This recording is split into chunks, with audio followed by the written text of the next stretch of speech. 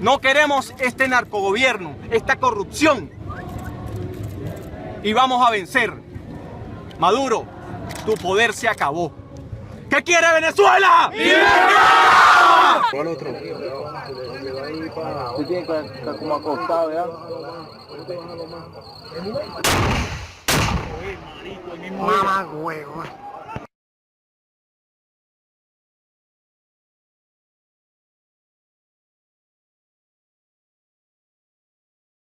Ellos se siguen creyendo el cuento de algunos sectores opositores que van allá y le dicen, no, mira, ellos están listos para entregar. Van a ir a una elección y se van a hacer los locos y no van a votar. No vamos a votar. Te van a ver pueblo a la calle, yo. Vamos a ganar abrumadoramente y no nos vamos a dejar arrebatar la victoria por nadie. El que salga a joder a la calle lo vamos a joder nosotros antes. Lo estamos diciendo con tiempo. No quieren que Venezuela caiga en un baño de sangre, en una guerra civil fratricida, producto de los fascistas. Garanticemos el más grande éxito, la más grande victoria de la historia electoral de nuestro pueblo. No nos vamos a detener. Y si quieren provocarnos, les voy a decir algo, vamos a caer en la provocación. Pero lo vamos a joder. Lo vamos a joder. Porque este pueblo no merece derramar una gota más de sangre por el fascismo. Este pueblo ha luchado mucho para que el fascismo venga ahora a tratar de lavarse las caras con unas elecciones que jamás ganaron. Luis Enrique Camacaro Mesa, dirigente político venezolano que se ha desempeñado como el coordinador regional del partido 20 Venezuela en el estado Yaracuy. Camacaro ha sido asesor del Consejo Legislativo del estado Yaracuy y se ha desempeñado como el director del comando de campaña de María Corina Machado en dicho estado. El 23 de enero del 2024 fue detenido por funcionarios de seguridad, acusado de estar involucrado en una conspiración contra Nicolás Maduro. El 25 de enero, Camacaro fue presentado en el Palacio de Justicia de Caracas sin permitir la presencia de sus abogados personales ni el contacto con familiares. Más de 30 efectivos del SEBIN tomaron las instalaciones judiciales y desalojaron a familiares y abogados que esperaban el traslado de otros detenidos. La audiencia de Camacaro continuó con abogados públicos impuestos por la dictadura. Después de un tiempo de incertidumbre, la familia por fin supo que se encontraba en las mazmorras del Helicoide, otro hecho más que se registra para los crímenes que ha perpetrado esta infame dictadura. ¿Qué no se entiende? ¿Qué no se entiende? Gente que está especializada en torno a este asunto nos está diciendo, está pasando lo peor. Y nosotros deberíamos tener un estilo Talleyrand.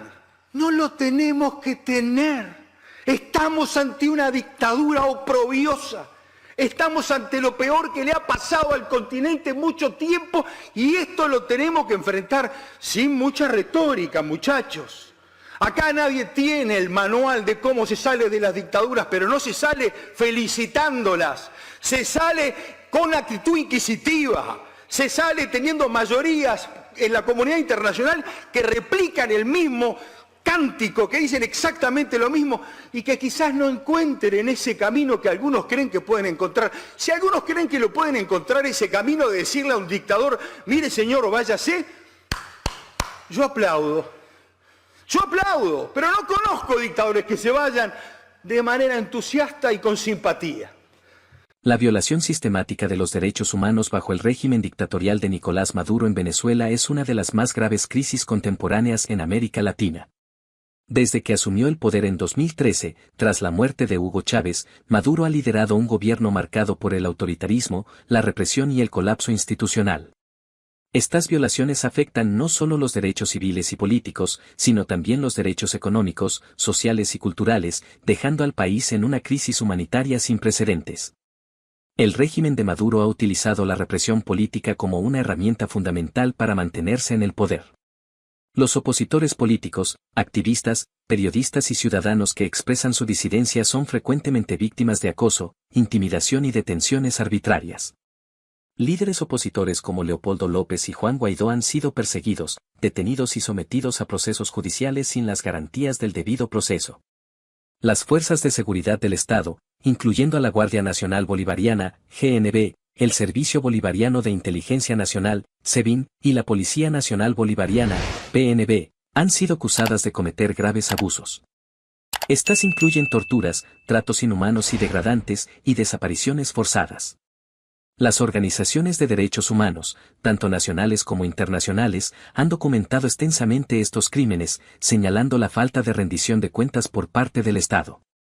La libertad de expresión y de prensa en Venezuela ha sido severamente restringida bajo el régimen de Maduro. Medios de comunicación críticos han sido cerrados, comprados por aliados del gobierno o sometidos a censura. Periodistas enfrentan amenazas, hostigamiento y detenciones arbitrarias, lo que ha llevado a la autocensura y a la disminución de la prensa independiente. Las redes sociales y plataformas digitales, que se habían convertido en un espacio de expresión y denuncia para muchos venezolanos, también están bajo vigilancia estatal.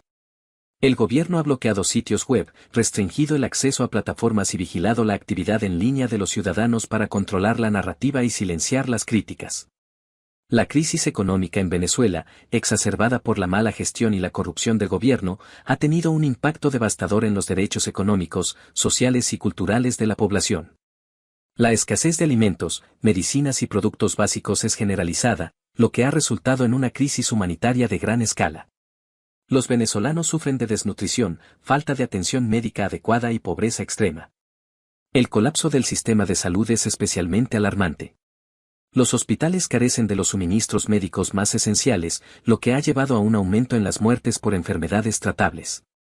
Los derechos a la salud, la alimentación y un nivel de vida adecuado han sido gravemente vulnerados, y el gobierno ha sido incapaz o reacio a implementar políticas efectivas para abordar esta crisis.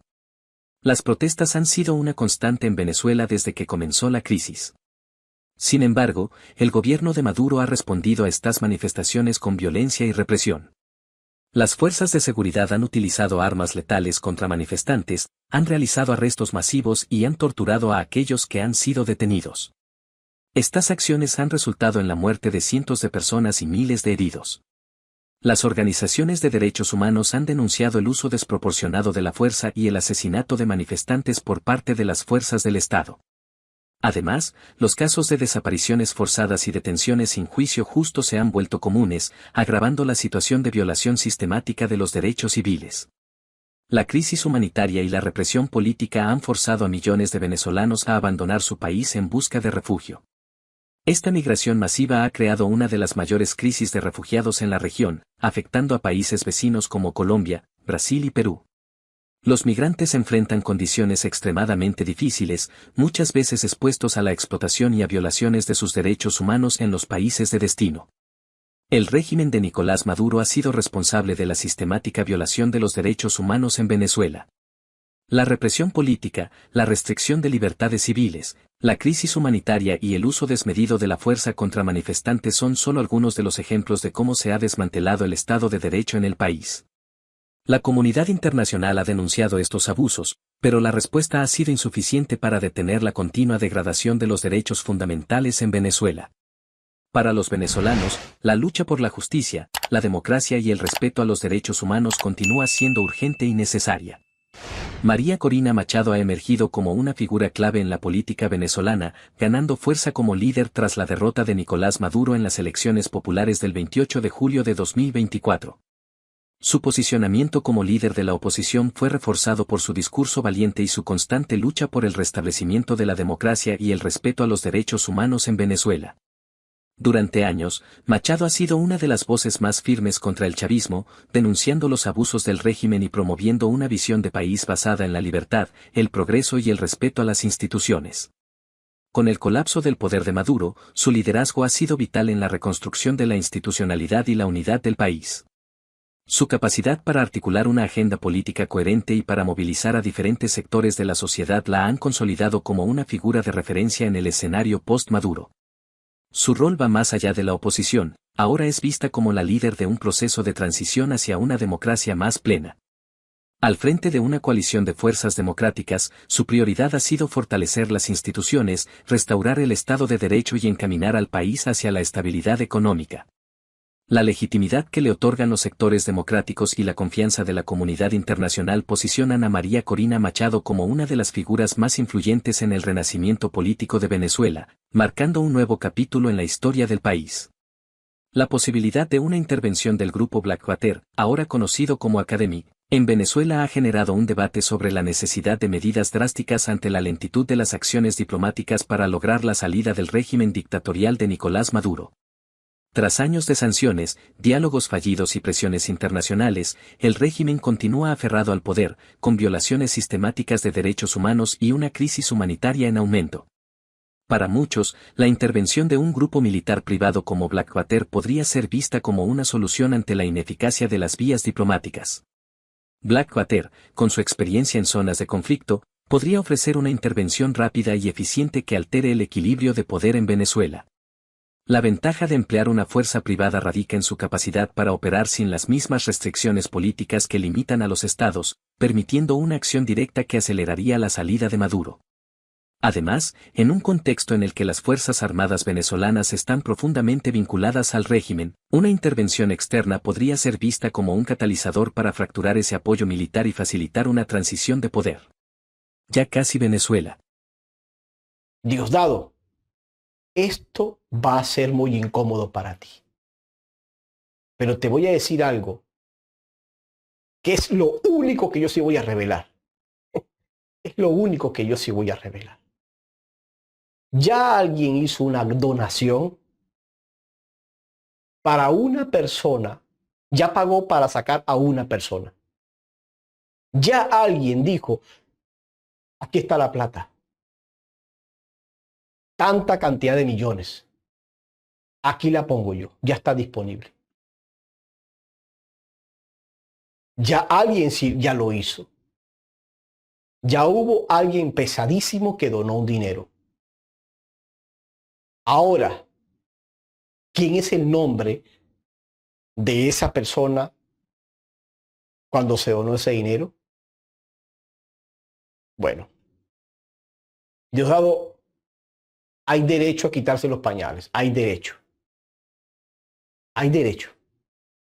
Pero al menos ya se pagó por uno, completico. Ya se pagó por uno completico. De eso sí estoy claro. Ya les dejo con eso. Es más que suficiente. Creo que he entregado mucha información. Pero ya por uno, ya dieron su platica, Diosdado. Por uno. Por uno.